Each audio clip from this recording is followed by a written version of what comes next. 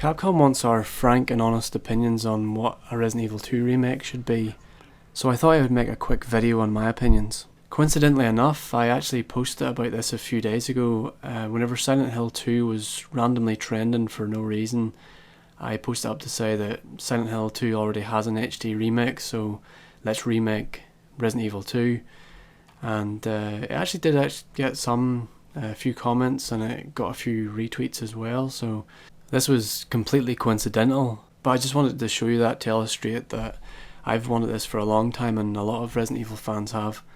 Ever since the Resident Evil 1 remake on the GameCube, I think the next logical step in everyone's mind was, I wonder what Resident Evil 2 would look like in these graphics.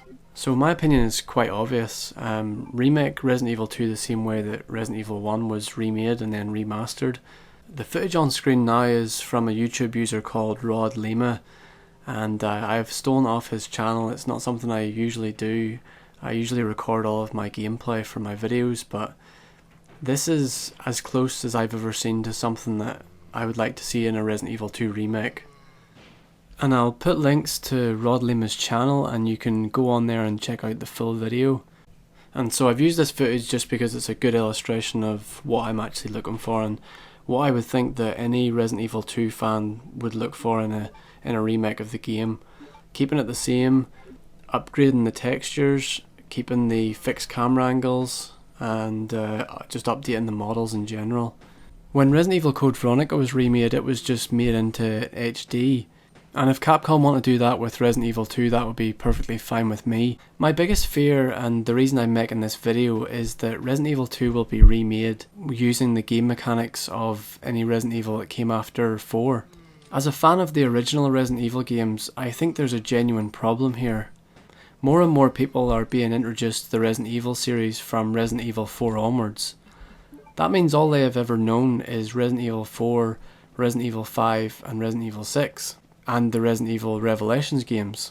My worry is that these gamers will ask for over-the-shoulder camera angles, because that's what they're used to in other Resident Evil games.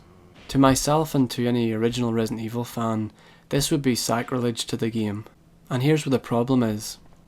We may already be at the tipping point where there are more fans of the modern Resident Evil games than there are of the original Resident Evil games. These fans don't even know what it's like to have traditional zombies in a Resident Evil game, let alone survival horror elements and fixed camera angles. My worry is that if put to a vote, the modern Resident Evil fans would outnumber the original Resident Evil fans. So my message is not only to Capcom, but to the modern Resident Evil fans that have never played Resident Evil 2. If you want to see a Resident Evil game with an over-the-shoulder camera and with action elements, not survival horror elements, then ask Capcom for Resident Evil 7. Don't ask for Resident Evil 2 because you don't want to play Resident Evil 2.